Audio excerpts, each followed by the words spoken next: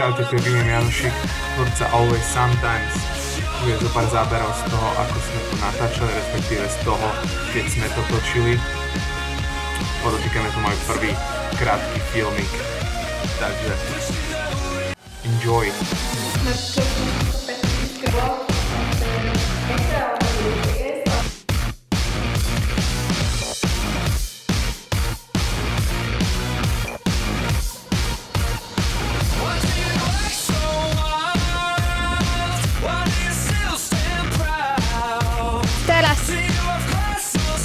Ďalší vlog z ďalšej scény. Pepa má krv na ksichte. Je to strašná zima, mám niečo na perách, keď to nechutne a dúfam.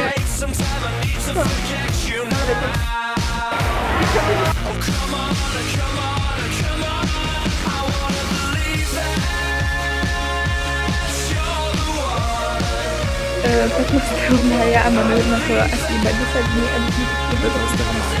Asi to tady je veľmi veľká.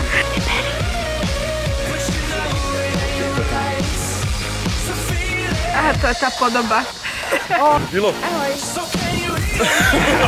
Dá facku, spôsob. Pozri.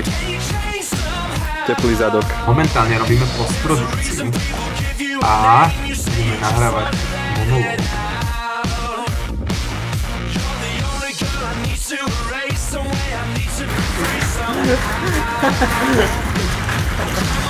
Hľadáme správne lokácie na to, a toto zrovna jednoducho nie je.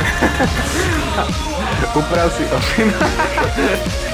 Nie si Pretože idem cukriky, ale viem, že mi škodia na zuby, viete? Ale som pravda, lebo to hovorím. To bol môj najväčší života, cukriky, hej. A vlastne som aj tišná. A vlastne, akože môj život je plne dobrodružný, no.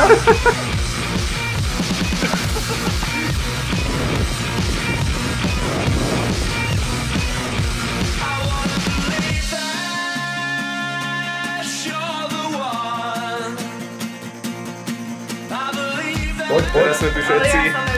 Tu na najlepšej chate Kamila. Ako sa cítiš, Pepa? Triezvo a... To sa cítim ja a to nechcem.